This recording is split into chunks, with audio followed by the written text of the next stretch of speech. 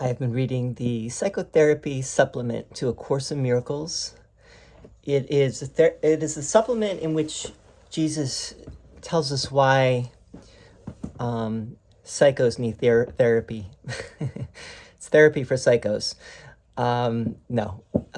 We are at the tail end of the section called Process. So this whole supplement is called Psychotherapy, Purpose, Process, and Practice. And we are almost finished now, this middle section called Process. And it's been a fascinating ride. I've done a series of videos now. I don't expect you to have watched them. It's a lot. We're talking about hours now of viewing time. If you have been watching, great, and I appreciate that, and I would love to hear any thoughts on this. But just to bring us up to speed just a tiny bit. So one thing that Jesus has been talking about throughout is psychotherapy is the only form of healing there really is, because only the mind can be sick, and thus only the mind can be healed. Nothing else is really in need of healing. The world and the body are wholly neutral things. Everything depends on how we see things and what we want to see. And the therapist-patient relationship is a formal relationship that Jesus is talking about, where a patient comes to a therapist in order to find healing or to find help. The ideal therapist will try to meet the patient and where they are at, and not impose ideas and concepts that they're not ready for at that moment. Even the words God and Jesus and Holy Spirit are not necessary. And one thing that has come up here is really the therapist, and this is what we're going to find out today, is really the therapist is the one who really needs healing. In a sense, the therapist, which is you, like if you were to start offering counseling sessions or therapeutic sessions to people, Jesus does not want you to forget that you are really the patient. And here's a little joke, a little play on words. If you had patience, you would not need patience. Patience with a CE and patience with a TS. If you had patience, you would not need patience. But you don't have patience. We don't have patience. We think that we are maybe more advanced than we truly are. Sometimes we may even think that we're enlightened or that we're one with God. And Jesus in today's passage is going to tell us why that is not the case, and why to be careful of that, and why we need to look at ourselves as the patient even more than the therapist, that we are the patient. Okay, so here we go. This is a long section. We're going to go through it rather quickly, but we're going to try to cover the most important points.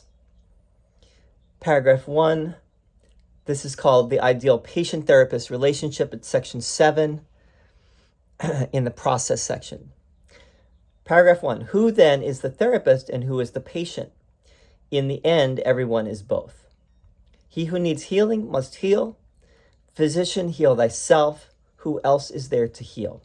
And who else is in need of healing? Each patient who comes to a therapist offers him a chance to heal himself. He is therefore his therapist, and every therapist must learn to heal from each patient who comes to him. He thus becomes his patient. God does not know of separation. What he knows is only that he has one son. His knowledge is reflected in the ideal patient-therapist relationship. God comes to him who calls, and in him he recognizes himself. Let's stop there. I've been reading the whole thing and then going over, but let's just in the interest of time today, we're just going to go paragraph by paragraph.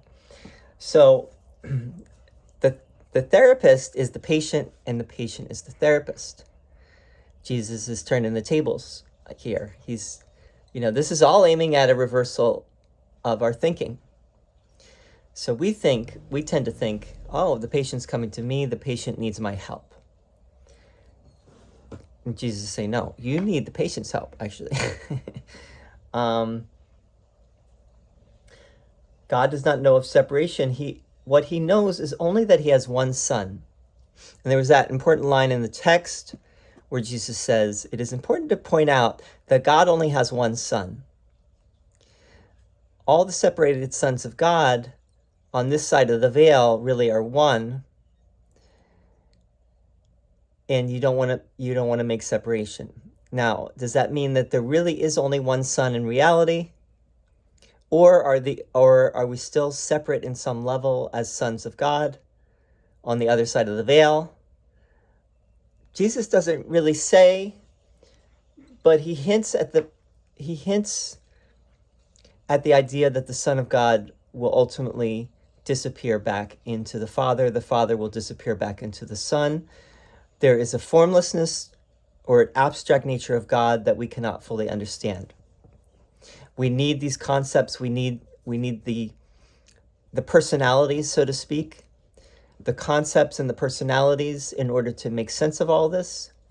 But once we have made sense of it, and once our mind is ready to return home, so to speak,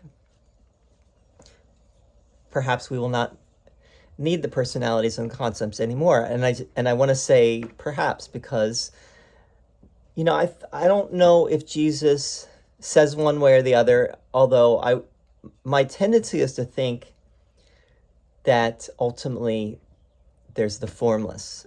The formless goes beyond the forms.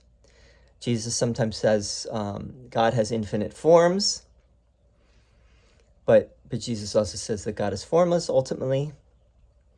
So the infinite forms would fade into the formlessness, it would seem. All right. So paragraph 2. Think carefully, teacher and therapist. Right. So the therapist is the teacher. Right. The teacher and therapist really are the same thing. Patient and student are really the same thing. So think carefully, teacher and therapist, for whom you pray and who is in need of healing. For therapy is prayer, and healing is its aim and its result. What is prayer except the joining of minds in a relationship which Christ can enter? This is his home into which psychotherapy invites him. What is symptom cure when another is always there to choose? But once Christ enters in, what choice is there except to have him stay? There is no need for more than this, for it is everything. Healing is here, and happiness and peace. These are the, quote, symptoms, unquote, of the ideal patient-therapist relationship, replacing those with which the patient came to ask for help. So we're talking about the ideal patient-therapist relationship in its ideal sense. In its ideal sense, this is two people coming together to share a common purpose, and in this sharing this common purpose, Christ or the Holy Spirit, which are really the same, will enter in and will bring the healing somehow through their sharing that common purpose and having that common interest in healing.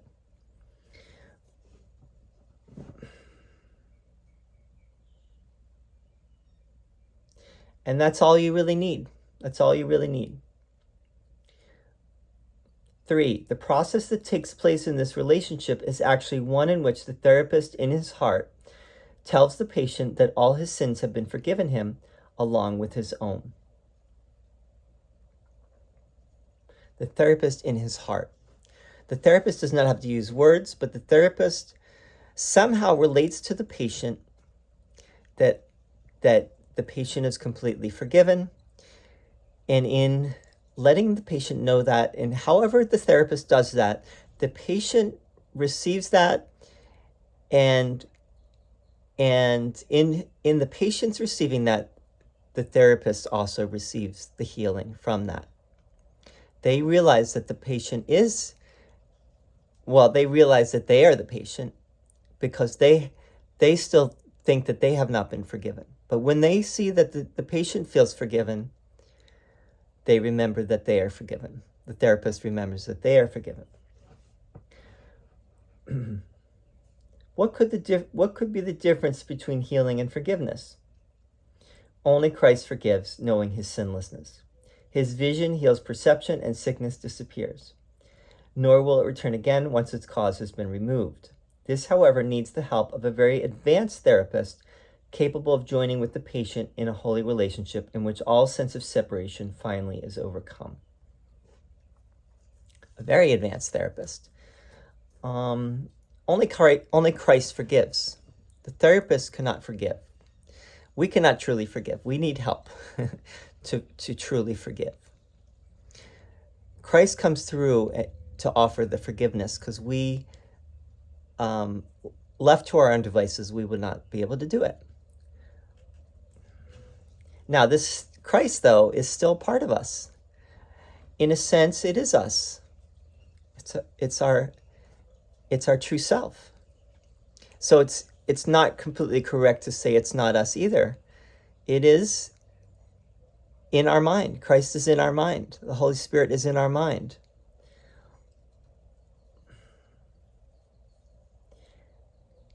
A very advanced therapist, the advanced teacher of God, is needed to join with the patient in a holy relationship in which all separation finally is overcome. Now, this is important that Jesus is saying, finally, this is like once and for all. That's ideal, but that's not necessarily going to happen. But that would be ideal. Paragraph 4. For this, one thing and one thing only is required. The therapist in no way confuses himself with God. So that's a zinger right there. All, quote, unhealed healers, unquote, make this fundamental confusion in one form or another because they must regard themselves as self-created rather than God-created. It's the authority problem, right? This confusion is rarely, if ever, in awareness, or the unhealed healer would instantly become a teacher of God, devoting his life to the function of true healing. Before he reached this point, he thought he was in charge of the therapeutic process and was therefore responsible for its outcome. His patient's errors thus became his own failures, and guilt became the cover, dark and strong, for what should be the holiness of Christ. Guilt is inevitable in those who use their judgment in making their decisions. Guilt is impossible in those through whom the Holy Spirit speaks. So if you're a therapist and you think that you're doing something, if you think that you're healing, which on some level means that you're playing God or that you think you're God, think again, you're not. Except, like I said, Christ is in your mind. The Holy Spirit is in your mind. So in a sense, it is true. But sometimes our ego gets in there, most of the time, and says, I did this, right? This was me. I was the healer. I am responsible for this. We don't need no God in this picture. I healed them.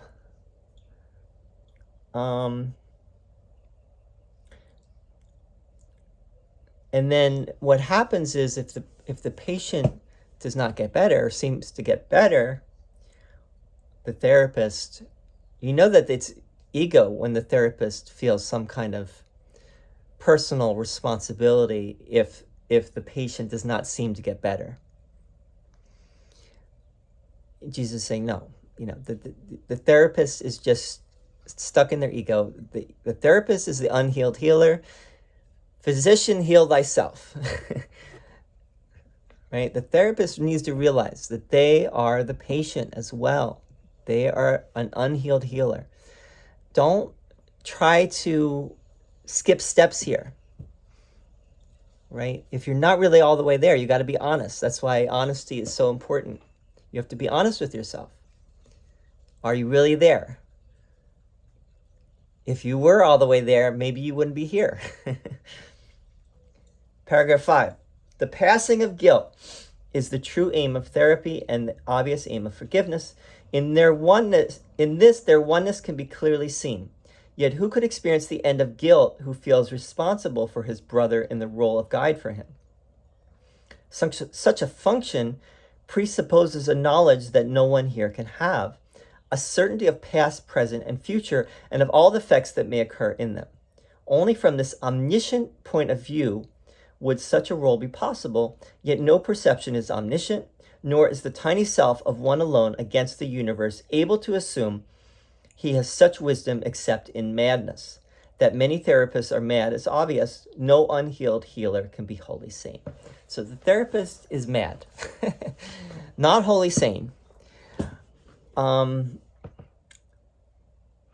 Especially if the therapist thinks that they are the one doing, and they take responsibility for the healing of the patient in the sense, like I said, if the patient does not seem to get better, then the therapist somehow feels guilty or feels bad, then you really know that the therapist is an unhealed healer.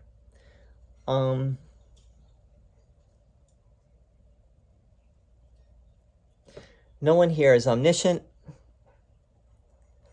No one can really see everything. No one can see the whole picture, not on the level of form, not on the level of perception. Only the Holy Spirit really can. Right? So we have to defer to the Holy Spirit's vision. We have to ask to see as the Holy Spirit sees, and bring that higher consciousness into the equation, into the session with our patient. 6, yet it is as insane not to accept a function God has given you as to invent one he has not. The advanced therapist is in no way can ever doubt the power that is in him, nor does he doubt its source. He understands all power in earth and heaven belongs to him because of who he is. And he is this because of his Creator, whose love is in him and who cannot fail. Think what this means. He has the gifts of God himself to give away. His patients are God's saints who call upon his sanctity to make it theirs. And as he gives it to them, they behold Christ's shining face as it looks back at them. Now Jesus is turning the table once again, and he's saying, all right, well, now that if you got that point that I was trying to make, that don't arrogate yourself to a position which is not really yours. Don't try to think that you are fully healed if you are not. But then he says, if you are an advanced therapist, now he doesn't say that advanced therapists, that there is such a thing in this world as an advanced therapist, but assuming that there would be, an advanced therapist is one in which the Holy Spirit just comes through, and there is a healing coming through the therapist, and the therapist has no doubt that is happening, and the therapist is just allowing themselves to be a pure vessel, pure instrument for that to happen, and the patient is just receiving that blessing coming through the therapist. That would be ideal. Does it really happen in this world? Probably not so much. You'd have to be at a very high level, and maybe it's not even possible. I don't know if Jesus is really saying it's possible in this world.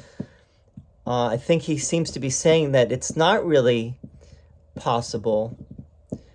And so we have to think of ourselves as an unhealed healer. We have to think of ourselves, if we are the therapist, we have to think of ourselves as a patient as well as a therapist.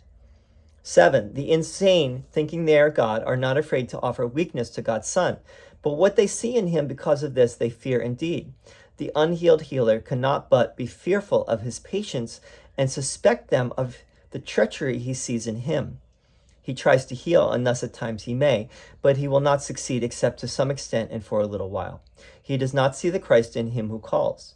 What answer can he give to one who seems to be a stranger alien to the truth and poor in wisdom, without the God who must be given him. Behold your God in him, for what you see will be your answer.